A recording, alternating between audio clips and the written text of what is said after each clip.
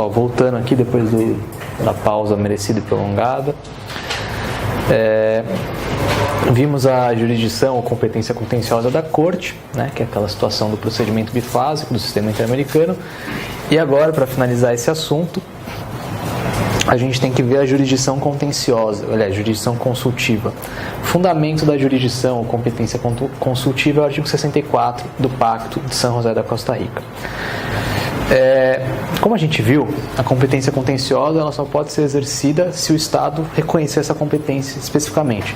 No caso da jurisdição consultiva é diferente. O Estado ratificou o Pacto de São José da Costa Rica, automaticamente a Corte Interamericana tem competência para emitir pareceres consultivos, tá? Então não precisa de uma declaração específica do Estado. A jurisdição consultiva ela se divide em duas hipóteses, tá? Primeira hipótese, a Corte é acionada para interpretar a Convenção Americana e outros tratados vigentes para os Estados americanos sobre direitos humanos. Então ela pode interpretar qualquer tratado, mesmo o tratado da ONU, tá? Quem pode solicitar essa atuação da Corte Interamericana?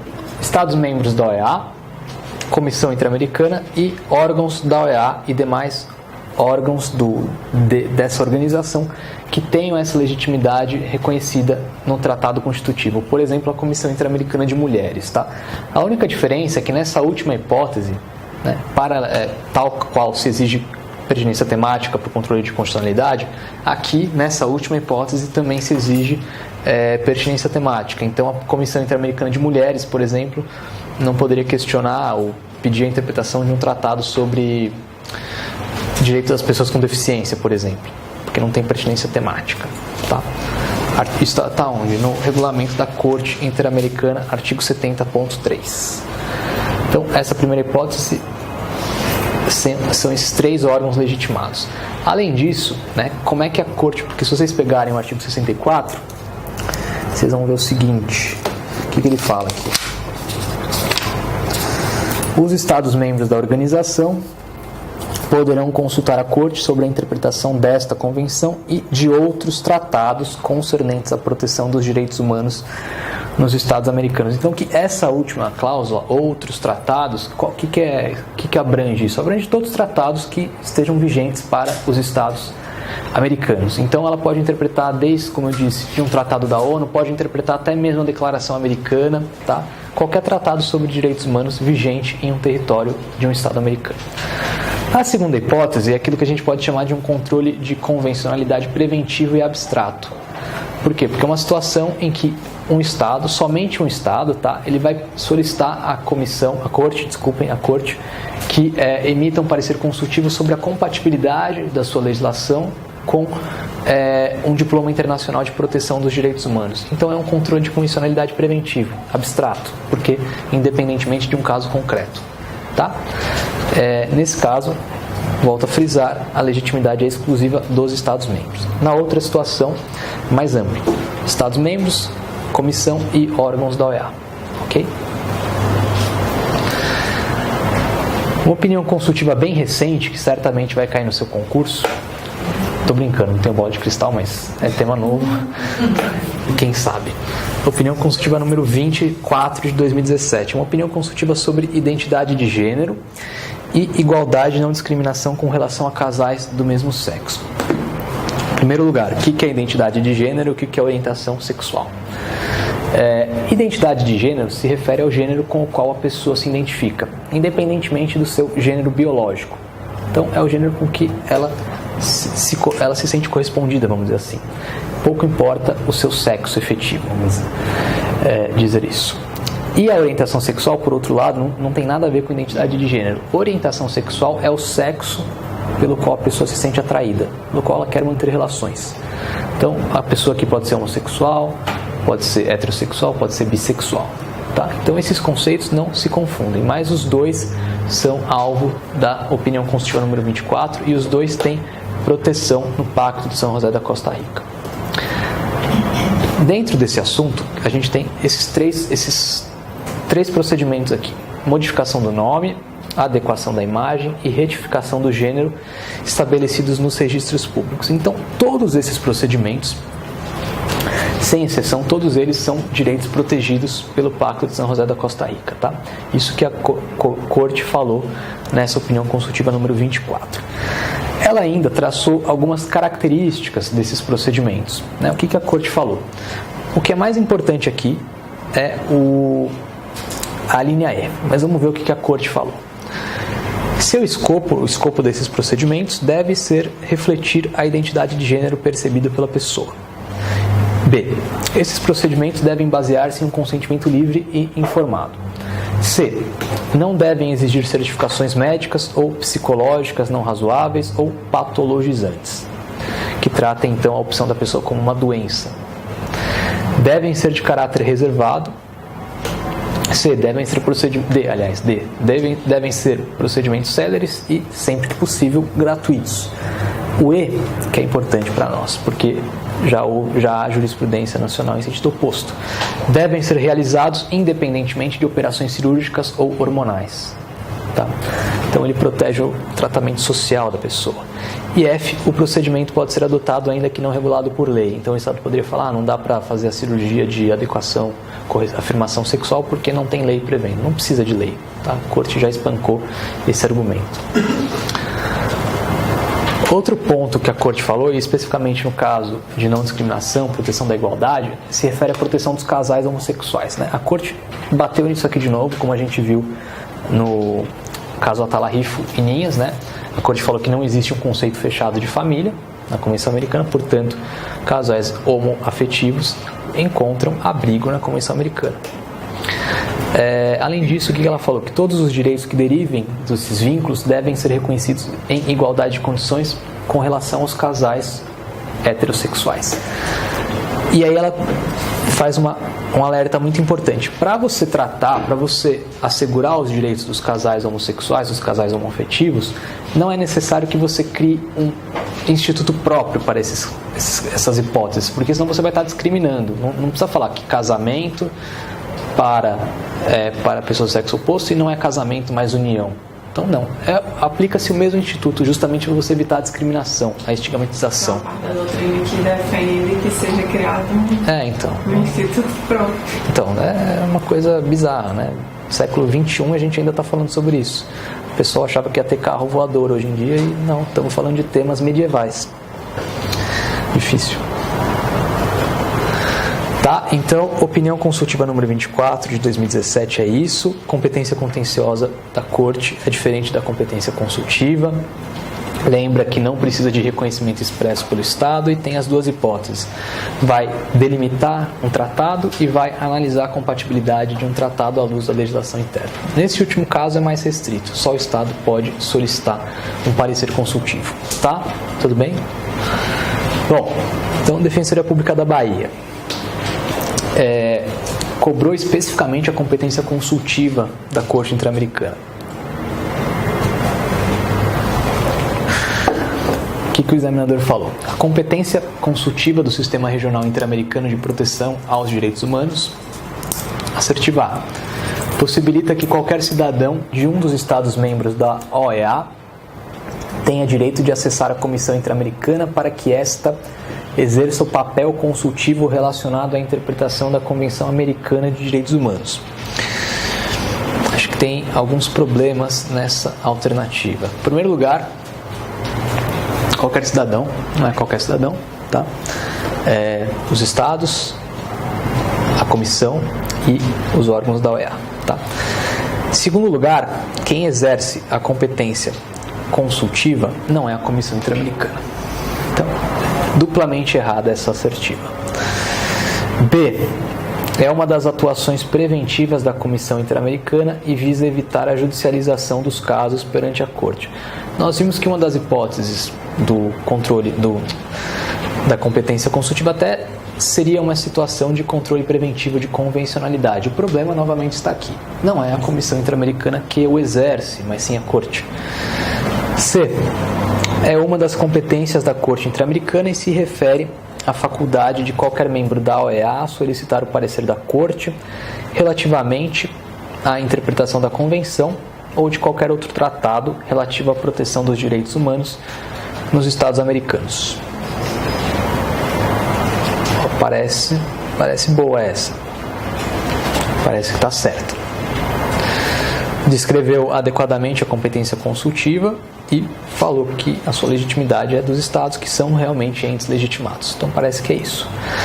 D. É uma consulta e, portanto, o resultado de tal comportamento não vincula os estados membros. Aqui o examinador ele já deu o seu caráter, o seu viés. Falou o quê? Falou que a consulta, se você considerar essa alternativa incorreta, ele está falando o quê? Que a consulta, na verdade, é uma opinião consultiva vinculante. Então ele entende que isso vincula os estados, apesar de ser um parecer, vincula sim os estados. E não aprecia a compatibilidade entre as leis internas e os instrumentos internacionais mencionados na consulta no bojo do sistema interamericano. Nada a ver, né? Na verdade é justamente o que se pretende por meio da competência consultiva. Então, necessariamente, nós teríamos que assinalar a C nesse caso, e a justificativa é artigo 64 da Convenção Americana. Ok? Bom, defensor público interamericano. A figura do defensor público interamericano não está prevista no Pacto de São José da Costa Rica, ok? Então, se vocês forem indagados nisso, vocês não podem falar que ele está previsto no Pacto de São José da Costa Rica. Então, uma assertiva poderia ser do tipo: o defensor público interamericano, figura tal, dá o conceito bonitinho, está previsto no Pacto de São José da Costa Rica. Não está previsto. Onde ele está previsto? Está previsto no regulamento da Corte Interamericana, artigo 2.11 e 37, tá bom? Bom, o defensor público interamericano é uma figura que atua nos casos em que a vítima, a pessoa que aciona o sistema interamericano e que faz a petição inicial perante a corte, não tem representante jurídico. E isso independentemente da sua hipossuficiência econômica, tá? Guardem isso. A atuação dele, diferentemente da Defensoria Pública aqui, né? A nossa Defensoria Pública, via de regra, ela atua conforme a hipossuficiência econômica. O defensor público interamericano, ele atua conforme a hipossuficiência jurídica, leia-se, nos casos em que o cara não tem representante jurídico, tá? Então, basicamente, mal comparando, é como se o defensor público interamericano fosse o defensor público penal. Defensor, né? Na esfera penal, o defensor público atua independentemente da hipossuficiência econômica, tendo em vista que uma das garantias do processo penal é a defesa técnica. O fundamento para isso é um convênio que a Associação Interamericana de Defensorias Públicas firmou com a OEA. Tá? Essa Associação Interamericana de Defensorias Públicas é composta por defensorias públicas dos estados da OEA. Como é que faz para ser defensor público interamericano? Tem um processo seletivo de cada estado parte, e aí os vencedores, aqueles que são escolhidos, eles se tornam defensores públicos interamericanos. Eles continuam exercendo suas atribuições aqui, e aí, conforme o caso, se for designado um defensor público interamericano para o caso, pode ser que ele seja sorteado para isso. A ideia é sempre que não atue um defensor público do Estado. Então, se o Brasil foi acionado, não atuaria um defensor público brasileiro, tá? No Brasil tem dois defensores públicos, uma é uma defensora pública da União, que inclusive deu aula aqui no curso passado, a Isabel, tá?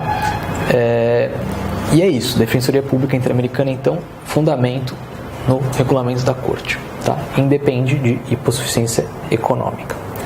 Bom, tenho certeza que isso em algum momento vai cair, vai vir uma assertiva do tipo: do rol abaixo não foi caso que houve atuação do defensor público interamericano.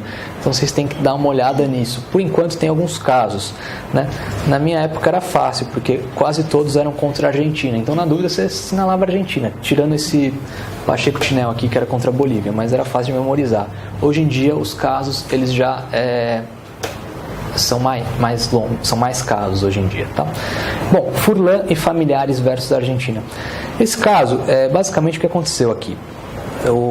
Esse senhor Furlan, que na época ele era um garoto, e ele foi brincar na cidade de Buenos Aires, tinha um terreno baldio, que não foi isolado pelo Estado, era um terreno estatal. Ele acabou se machucando lá, sofreu um monte de sequela, se tornou uma pessoa com deficiência, e aí o Estado foi acionado por conta disso, essa responsabilidade estatal por omissão. e por que não resolveu a controvérsia em um prazo razoável dentro do território argentino. Tá? Além disso, também se fala no dano ao projeto de vida, ou seja, se não fosse esse fato, a pessoa seria outra pessoa, portanto que é um dano, por isso que se fala dano ao projeto de vida. Caso Argüelles e outros versus Argentina, um caso que tem por pano de fundo a falta de defesa técnica e a necessidade de que a prisão preventiva tenha caráter cautelar. Nesse caso, ela funcionou como uma verdadeira pena. É mais ou menos assim aquilo que eles fazem aqui hoje em dia, né? Que tá um negócio de execução provisória da sentença penal condenatória, né? Mesma coisa.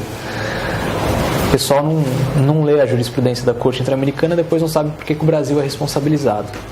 Né? Então, a prisão cautelar, a prisão preventiva sempre tem que ter natureza cautelar. É isso que a Corte está falando.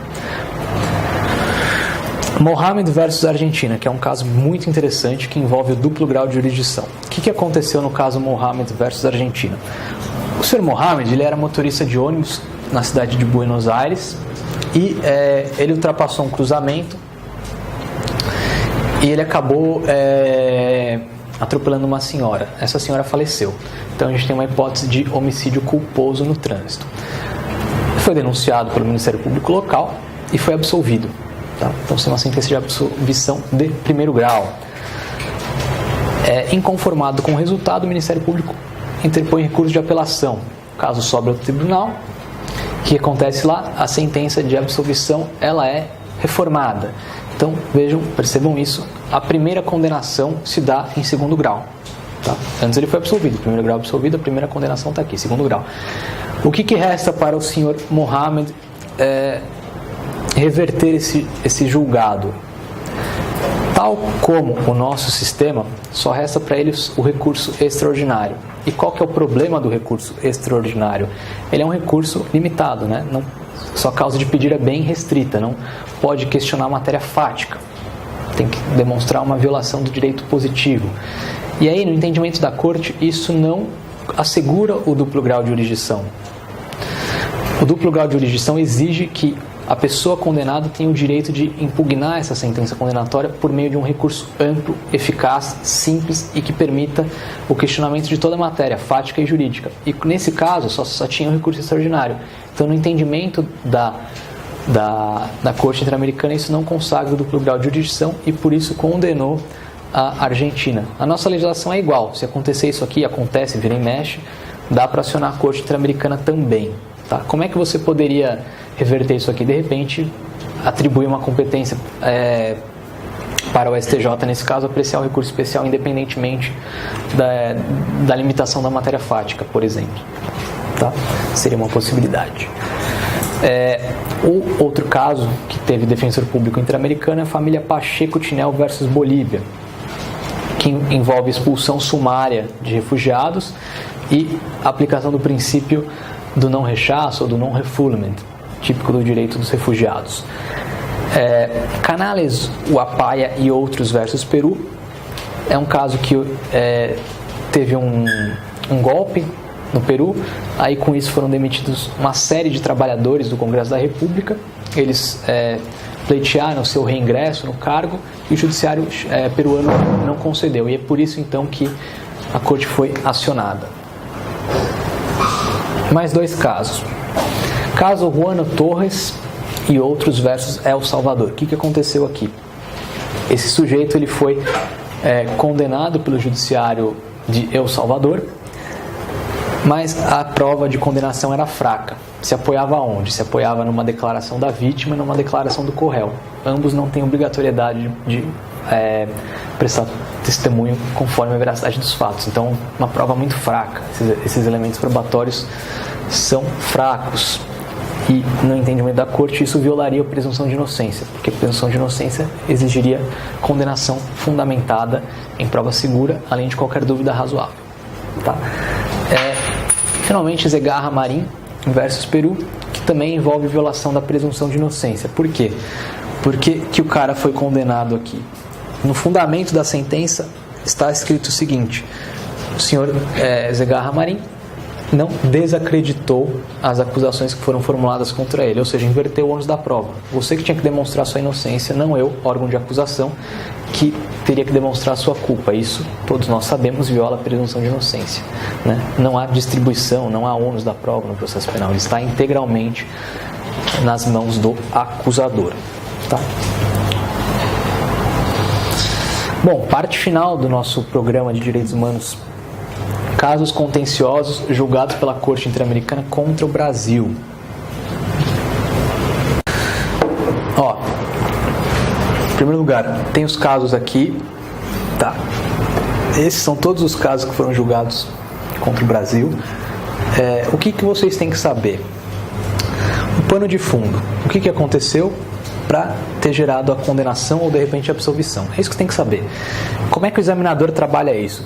Eu sempre trago aqui ao final de cada caso e vocês vão ver que a exposição não é longa, tá? Parece uma coisa de outro mundo, mas não é. O examinador tenta confundir vocês, então ele fala, segundo o caso Ciclano versus Brasil, aconteceu isso. Mas na verdade ele está se referindo a outro caso, então ele tenta embaralhar a sua cabeça, tá? Então vamos lá. Em primeiro lugar, o caso Escher e outros versus Brasil, tá? Eu sempre me esqueço de trocar isso, eu devia ter colocado em ordem cronológica, mas tudo bem, não é o primeiro caso, tá? O que aconteceu aqui? Você tem uma situação de uma atuação do Estado brasileiro tentando criminalizar o movimento do MST. Foram grampeadas as suas conversas telefônicas pela PM do Paraná. Isso já chama a nossa atenção, porque PM não desenvolve poder de investigação, então não sei o que ela está fazendo lá, mas tudo bem. Grampeou as conversas deles porque, segundo a PM, estaria investigando eventuais atividades delituosas. A medida foi concedida, né? Tudo bem, aqui o judiciário autorizou, mas a decisão de concessão não era fundamentada. Além disso, já que a ideia era criminalizar esse movimento, as conversas foram divulgadas pela mídia. E aí o estrago está feito. Como a gente sabe, né?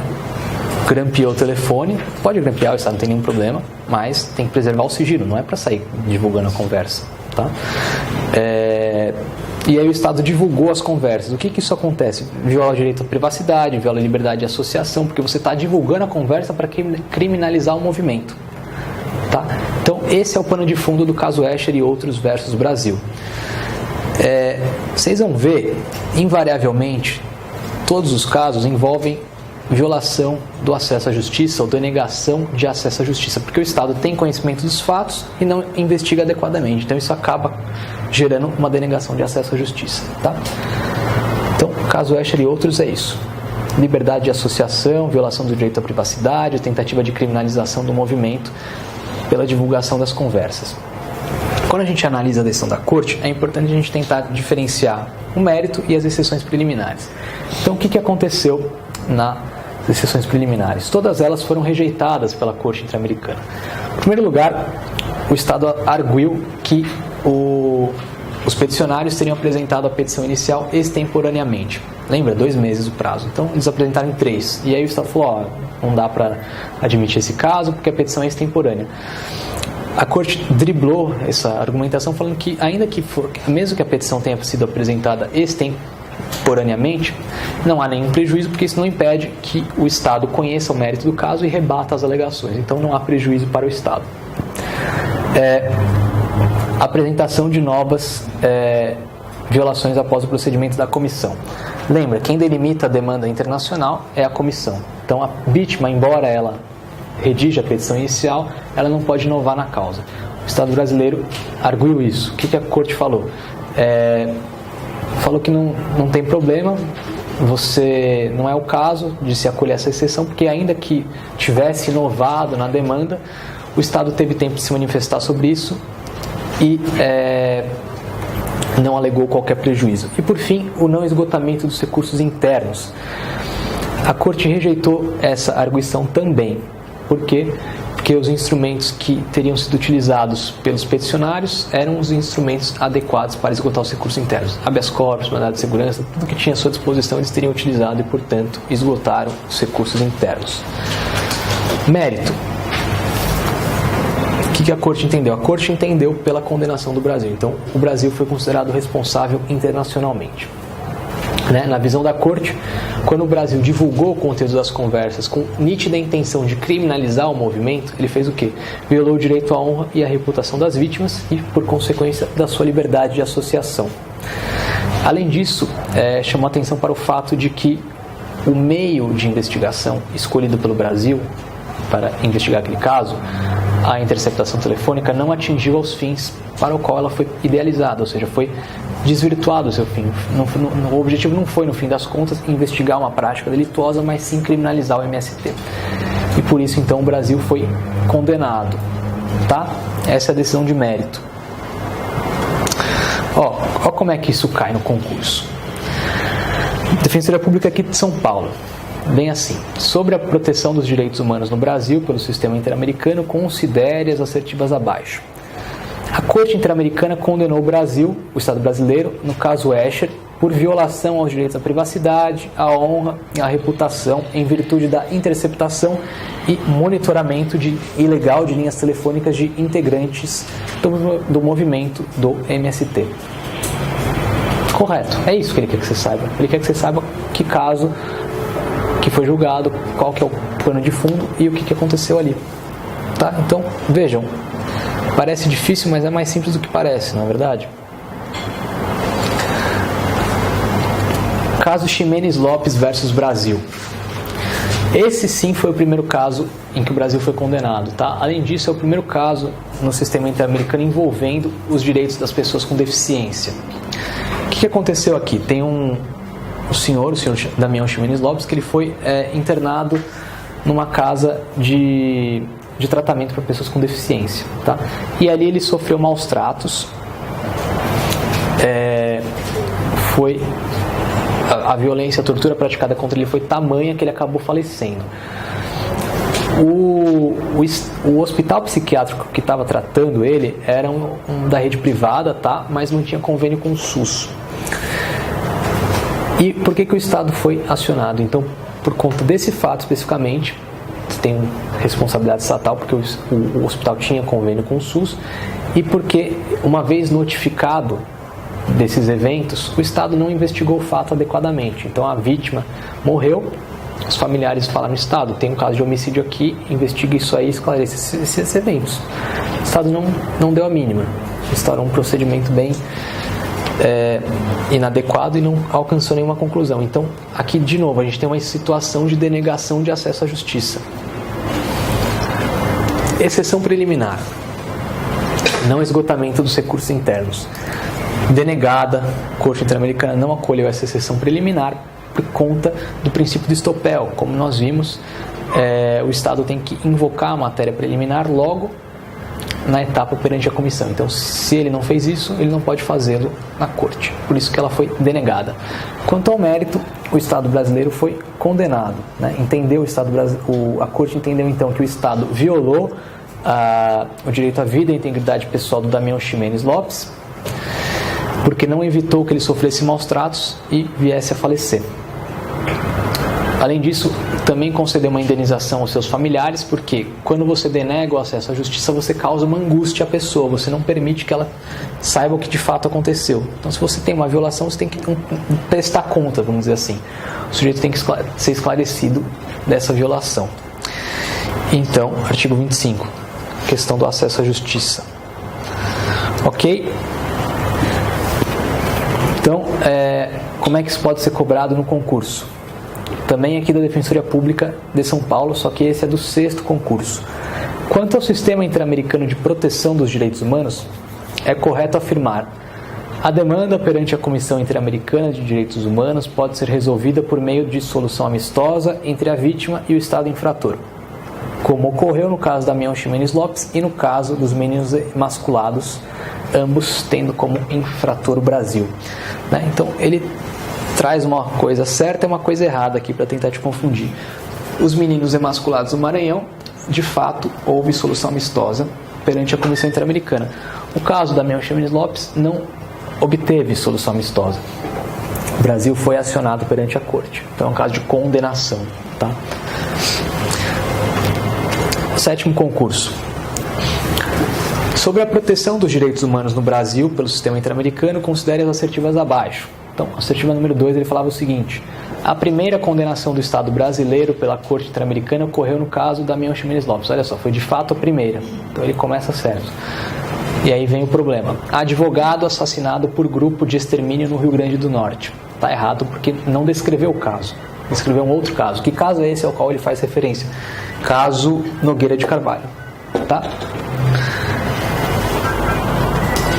Vamos a ele então. Caso Gilson Nogueira de Carvalho e outros versus Brasil. O caso envolve o quê? O assassinato de um advogado ativista dos direitos humanos. Quando aconteceu esse fato? Em 20 de outubro de 96, data anterior àquela em que o Brasil reconheceu a competência da Corte Interamericana. Lembrem-se, ele reconheceu no dia exato, 12 de dezembro de 98. Então, em tese, a Corte não poderia ser acionada para apreciar esse fato. Ela pode ser acionada para apreciar os fatos, as omissões, as violações aos direitos humanos que se desenvolvam, que se desencadeiem a partir desse fato. Então, traduzindo, a morte em si, a Corte não pode apreciar, mas sim a falta de esclarecimento, de elucidação do evento morte e a consequente denegação do acesso à justiça. E é isso que ela fez. Exceções preliminares. O Brasil, evidentemente, arguiu a exceção ratione temporis, ou seja, afirmou que a Corte careceria de competência para apreciar o caso, justamente porque é anterior à data em que é reconhecido a competência da Corte. E o que a Corte falou? Falou justamente aquilo que eu disse. Eu, de fato, não posso apreciar o evento morte, mas a violação que deriva daí, eu posso. Tá? Porque é uma violação contínua. Enquanto você não concluir esse procedimento, enquanto você não esclarecer, não elucidar esses fatos, a violação é contínua, ela está ocorrendo. Então eu posso apreciar isso. Outra exceção se refere ao não esgotamento dos recursos internos. Também foi denegada pelo Estado, porque aquilo que a gente viu, o Estado, quando invoca o não esgotamento dos recursos internos, ele tem, por questão de obediência ao contraditório, fala o quê? Tem a obrigação de falar quais são os recursos internos que a vítima tinha à disposição. Até para que ela possa opor, falar, não, esse recurso não se aplicava a mim. Eu tinha que ter utilizado o recurso especial? Tinha, mas a minha pretensão não era acolhida pelo tribunal, então não faria sentido que eu utilizasse esse recurso. Então, foi declarado a sua inadmissibilidade, foi denegada essa exceção por conta disso, ok? No mérito, o Brasil foi condenado, né? Quando ele tomou conhecimento desses fatos, a sua obrigação era investigá-los adequadamente, esclarecer os fatos e, se fosse o caso, se identificasse a autoria, punir os infratores. E ele não fez isso. Então, houve uma denegação do acesso à justiça. Assim, não foi condenado. Não, o Brasil foi condenado. Não foi. Foi? Foi. É porque está escrito. Oh, desculpa, estou confundindo com o caso Garibaldi. O Brasil não foi condenado, é verdade. O Brasil foi absolvido nesse caso. Desculpa. Só teve uma pessoa que foi a júri e... Não. Foi a absolvição. Anulou, se eu não me engano, o júri. Anulou? Acho que anulou o júri. É verdade, desculpa, eu confundi o caso Garibaldi. No caso Nogueira não foi condenado, é verdade. A Corte Interamericana entendeu, então ela denegou as exceções preliminares, mas apreciou o mérito e, quanto ao mérito, absolveu o Brasil, porque entendeu que de fato não dava para esclarecer os fatos. Investigou, mas não dá para elucidar a autoria. Se eu não me engano, o júri foi anulado. Ele acho que foi condenado e aí foi anulado no futuro. Aqui no livro de Ramos diz que ele foi absolvido. Né? Ele foi absolvido? Tem também aqui no livro. Tá, eu não me recordo mesmo, mas o fato é que o Brasil foi absolvido. Desculpem a confusão. Tá? E esse foi o caso que eu me confundi, que é o caso Garibaldi, que também envolve um homicídio de uma pessoa e a denegação de acesso à justiça. A diferença é que nesse caso o Brasil foi condenado, tá? O que aconteceu aqui? Essa é uma situação de conflito fundiário no município de Querência do Norte, no estado do Paraná. Teve uma ocupação de uma fazenda e o seu proprietário entendeu por bem reaver a propriedade mano militare por suas próprias mãos. Então ele constituiu uma milícia e saiu dando tiro no pessoal. Então teve um conflito ali E esse fato acabou gerando a morte do senhor Sétimo Garibaldi. Ele foi baleado e faleceu. Foi instaurado um inquérito, não elucidou nada, o caso foi arquivado. E tem um outro problema aqui, que há suspeitas de que agentes estatais teriam sido contratados também para executar essa tarefa. Tá? Novamente, vai ter o mesmo problema do anterior, né? Como a morte, o fato em si, aconteceu em 27/11/98, o Brasil, evidentemente, vai questionar a competência temporal da Corte. A morte não pode ser apreciada, de novo, a morte em si não pode ser apreciada, mas os eventos que se desdobram a partir da morte podem sim ser apreciados. Tá? Então, decisão da Corte. Como eu disse, exceção ratione temporis ou exceção de incompetência temporal desacolhida. A morte em si eu não posso apreciar, mas a sua investigação inadequada, sim.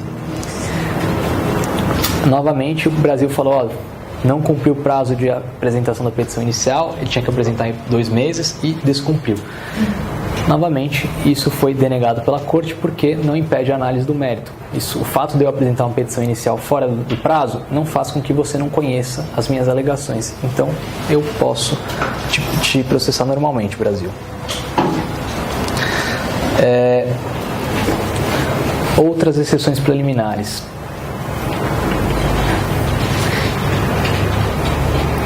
Em primeiro lugar, o Brasil questionou o fato de que a vítima teria inovado no processo, arguindo novas violações de direitos humanos na sua petição inicial que não teriam sido veiculadas pela Comissão Interamericana.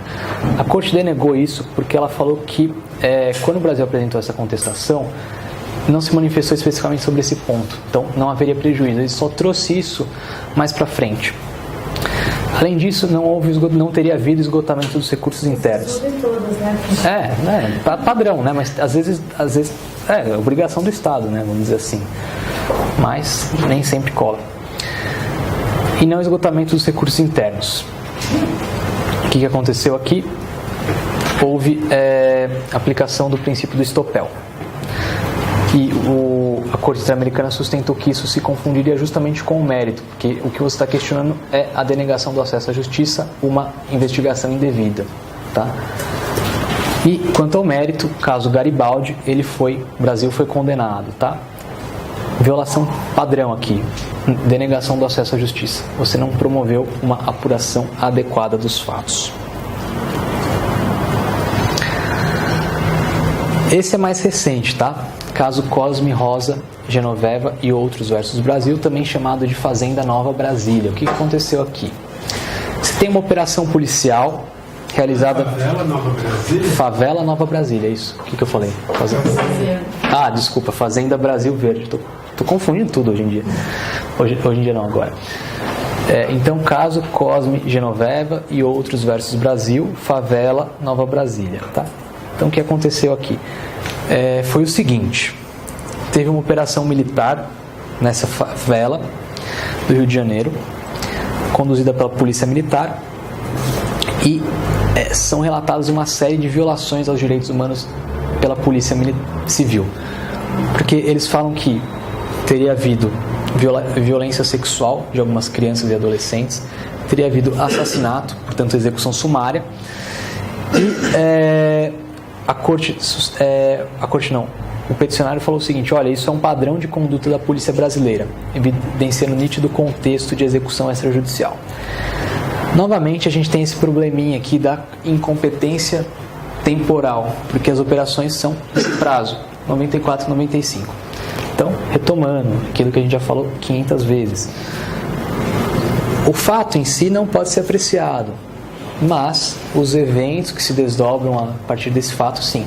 Então, o policial matou uma pessoa, ok, isso a Corte não pode apreciar, mas você esclareceu esse fato? Não esclareceu, isso a Corte pode apreciar. Então, você teria que ter investigado esse fato. Tá? Bom, como é que se desdobra a sentença? As exceções preliminares foram acolhidas parcialmente. No que se refere à incompetência temporal, a Corte falou, ok, não posso apreciar a morte em si, as violações a dignidade sexual das vítimas eu não posso apreciar mesmo, mas a falta de investigação, sim, a falta de investigação eu tenho que apreciar. Além disso, uma outra exceção que foi acolhida pelo Brasil, pela Corte, é a exceção ratione persone, porque teriam sido incluídas novas vítimas na petição inicial e isso não pode ser feito de fato, ok? Então, acolheu isso. Bom, a Corte condenou o Brasil, por quê? Porque não promoveu uma adequada investigação, isso causou angústia aos familiares que tinham direito de saber o que de fato aconteceu, quais são os responsáveis pelas mortes dos familiares. Além disso, o que a Corte falou? Você tinha que ter conduzido a investigação por um órgão autônomo e independente. A suspeita era de que as violações foram praticadas pela Polícia Civil. O inquérito foi conduzido por quem? Pela Polícia Civil. Então não há autonomia, não há independência nessa investigação. Isso foi bem criticado pela Corte. Tá? Então, novamente, uma condenação do Brasil. Isso aqui já caiu, salvo engano, em 2 concursos. Santa Catarina. Caso Favela, Nova Brasília, em que o Estado brasileiro foi julgado perante a Corte Interamericana de Direitos Humanos, trata violações do direito à vida e à integridade física.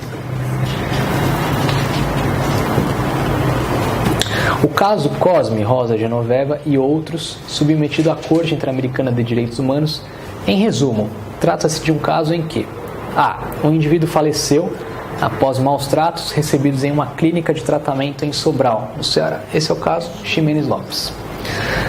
Um grupo de afrodescendentes foram deslocados forçadamente.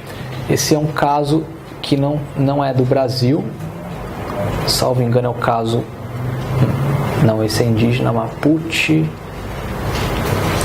Tem um caso que acho que envolve o Equador. Não vou me lembrar o nome agora, mas eu volto depois para vocês. Mas não é do Brasil esse caso. Terceiro lugar. Visa apurar a prática de trabalho escravo em fazendas no interior do Brasil. Fazenda no interior do Brasil, Fazenda Brasil Verde. Esse é o caso de trabalho escravo. D. Agentes da Polícia supostamente praticaram a execução de 26 pessoas, alguns adolescentes, e foram, hipoteticamente, submetidos a práticas sexuais e tortura antes de serem executados. Então, isso é o caso Cosme Genoveva. Aqui ele descreveu o caso efetivamente. E o E. Policiais realizaram o despejo forçado de famílias que ocupavam uma fazenda no município de Querência do Norte, no Paraná. Caso que a gente viu faz pouco tempo. Garibaldi. Tá? Então, tá errado. Necessariamente é a D, ok? O caso dos trabalhadores da Fazenda Brasil Verde é um caso bem recente também, que é o caso que, como eu disse no começo, na primeira parte da aula, é um caso que tem a temática do trabalho escravo. O que aconteceu? O Brasil foi notificado inúmeras vezes de que uma fazenda nos Rincões, não lembro o estado exatamente, mas no interior de um estado, havia suspeita de que ela submetia os seus trabalhadores ao trabalho escravo, a condições degradantes. O Brasil então foi notificado inúmeras vezes. Foi lá, fiscalizou e não constatou ou não quis constatar nada.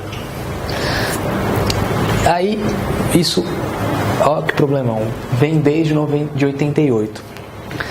Mas novamente, mesma coisa. Tá ficando chato repetir isso, mas pelo menos acho que vocês não vão esquecer. Não tem problema.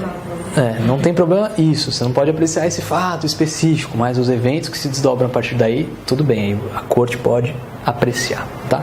Então, isso que vocês têm que saber. Caso Fazenda Brasil Verde é um caso que envolve trabalho escravo.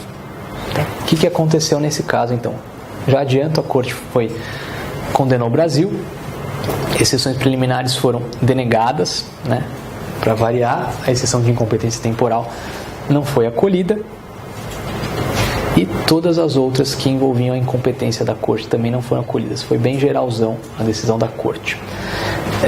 O mérito. No que se refere ao mérito, eu acho que aqui a gente tem que bater um pouquinho mais, porque é uma decisão nova e justamente por ser uma decisão, o primeiro caso da corte envolvendo o trabalho escravo, ela faz algumas digressões, ela fornece alguns conceitos que de repente podem ser cobrados na prova. Então ela conferiu um belo de um substrato teórico sobre o trabalho escravo. Tá? O que a corte falou? Ela diferenciou escravidão, servidão e imposição de trabalhos forçados. Escravidão, o que ela falou? Ela diz o seguinte: exige 2 elementos. Em primeiro lugar, um estado ou condição do indivíduo que pode decorrer de uma situação de fato ou de direito. Então você aprisiona aquela pessoa, por exemplo. E o exercício de, abre aspas, algum dos atributos do direito de propriedade em relação àquela pessoa. Conceito de escravidão atual. E com isso, essa pessoa então foi submetida a essa prática, ela tem anulada a sua personalidade, ela não tem autonomia para agir. Servidão. Servidão, ela também está protegida pela Convenção Americana, então quando a Convenção protege o trabalho escravo, ou melhor, protege não, combate o trabalho escravo, protege as pessoas contra essa prática, ela também protege contra a servidão. E isso consiste na obrigação de que alguém imponha a outrem a realização de um trabalho mediante coerção e a imposição de viver na propriedade dessa pessoa, sem a possibilidade de que essa situação seja alterada. Então quando tem as dívidas no campo, isso seria uma hipótese de servidão. Você contrata o trabalhador e ele já nasce com uma série, já começa a trabalhar para você com uma série de dívidas. Por fim, a imposição de trabalhos forçados se verifica quando você imponha a realização de trabalho a alguém mediante a ameaça de qualquer tipo de pena. Não vou deixar você ver sua família, vou te aprisionar aqui. É um pouco parecido com o conceito atual de escravidão nos termos da definição da corte, ok? A corte então sustentou que o Brasil violou o artigo 6.1, que é aquele artigo que protege a pessoa contra tratamentos cruéis, desumanos ou degradantes, e no fim das contas condenou o Brasil. Ela só fez 2 ressalvas, porque tinha duas pessoas que à época dos fatos eram adolescentes. E ela não conseguiu concluir se o Brasil foi responsável ou atuou de maneira indireta para a morte dessas pessoas. Um deles foi o Irão Canuto da Silva, que o Brasil reabriu o fato e depois, de acordo com a corte, a investigação foi adequada e foi possível concluir que ele não foi vítima de morte, ele não estava desaparecido. E, por sua vez, o Luiz Ferreira da Cruz, não havia provas concretas de que, de fato, ele foi desaparecido na época desse evento, tá bom? Bom, acho que esse caso não foi cobrado ainda. Esse caso não foi cobrado. E aí, como eu disse, o caso Fazenda Brasil Verde é o primeiro caso da Corte Interamericana sobre a temática do trabalho escravo. Da Corte, mas não do sistema interamericano, tá? No sistema interamericano você tem um caso anterior, que é o caso José Pereira, né? O José Pereira também é a temática do trabalho escravo, mas não chegou ao conhecimento da Corte, porque antes disso o Brasil fez uma solução amistosa, tá? Então, gravem isso. José Pereira apreciado pela comissão antes do Fazenda Brasil Verde, tá? Então, José Pereira é o primeiro caso do sistema interamericano, ao passo que Fazenda Brasil Verde é o primeiro caso da Corte Interamericana. Tá? Tudo bem? Também é um caso recente, caso do povo indígena Chucuru versus Brasil. O que nós temos aqui é uma situação de questionamento, de violação dos direitos humanos da população indígena, porque o Brasil demorou para concluir o procedimento de demarcação das suas terras e houve conflitos fundiários, não apurou os fatos também. Então, o mesmo pano de fundo da violação do acesso à justiça. Exceções preliminares. O Brasil alegou a exceção de incompetência temporal e a Corte falou que os fatos datavam desde 92, então a Corte não podia acolher isso. A Corte falou, ok, você está certo, o Brasil de fato, a violação em si eu não posso acolher, mas o que se desencadeia daí eu posso, tá? Se fosse posterior, daí a violação em si a Corte poderia... Exatamente, se a falta de demarcação tivesse começado em 98, por exemplo, aí a Corte poderia apreciar. Mesmo que não seja exatamente um assunto sobre acesso à justiça. Não, mesmo que não. É porque aí vai ter uma consequência. Quando você não a consequência vai ser a denegação do acesso à justiça. Porque quando você não conclui o meu procedimento de demarcação, ao mesmo tempo que você está fazendo isso, você está fazendo o quê? Violando o acesso à justiça, porque é um procedimento de acesso à justiça, entendeu? Então a violação, por isso que eu falo, sempre vai ter denegação do acesso à justiça. Uma coisa puxa a outra. Se você não protege os meus direitos, você está me denegando acesso à justiça. Tá? Exceção ratione matéria, o que aconteceu aqui? Lembra que eu falei que direitos indígenas é basicamente tema de duas normativas internacionais, a Declaração da ONU dos Povos Indígenas e a Convenção da OIT número 169. Então o Brasil falou: Corte, você carece de competência material para apreciar esse fato, porque no Pacto de São José da Costa Rica e nos demais tratados de direitos humanos do sistema interamericano não há proteção do direito dos indígenas. A Corte falou que não é bem assim, você tem duas normativas internacionais sobre isso e eu posso me debruçar sobre elas. Tá? Além disso, o que ela falou? Eu posso analisar o direito à propriedade, o direito à integridade física previsto no Pacto de São José à luz da Convenção 69 da OIT. Então eu posso usar esse referencial teórico. Falta de esgotamento dos recursos internos, denegado porque o Brasil arguiu isso, mas deveria ter especificado os recursos que não foram esgotados. Mérito. Quanto ao mérito, o Brasil foi condenado. Direito à propriedade coletiva, de acordo com a Corte Interamericana, teria proteção no artigo 21. O que fala o artigo 21? Fala sobre o direito à propriedade privada. Então, quando ele protege a propriedade privada, protege a propriedade coletiva e ancestral dos povos indígenas. Então, se o Brasil, ao não concluir o procedimento de demarcação, ao não proteger esses povos indígenas dos conflitos fundiários, fez o quê? Violou o seu acesso à justiça, denegou o acesso à justiça, por isso ele foi condenado. Tá?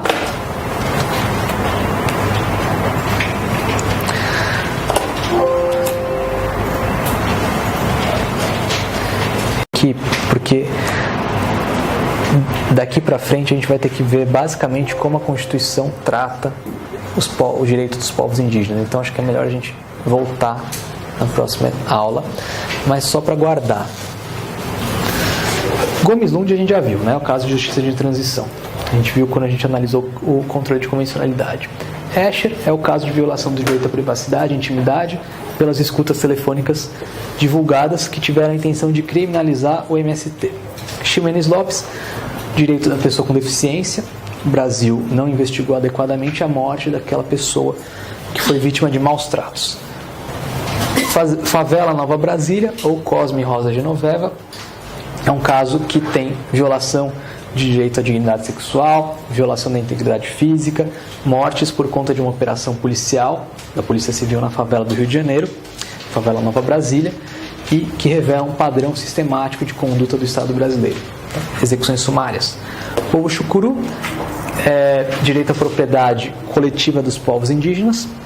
O Brasil denegou acesso à justiça quando não protegeu esses povos e não procedeu à demarcação de suas terras.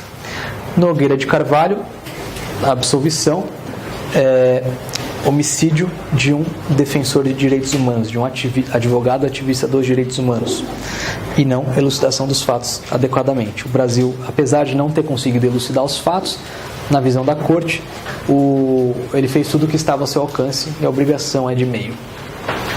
Fazenda Brasil Verde, trabalho escravo, primeiro caso da Corte, mas não do sistema interamericano. Garibaldi é o caso do conflito fundiário, que gera a morte desse indivíduo, o senhor Sétimo Garibaldi, por conta da atuação supostamente da polícia e do fazendeiro local que tentou reaver sua propriedade. Tá? Obrigado, gente. E é isso.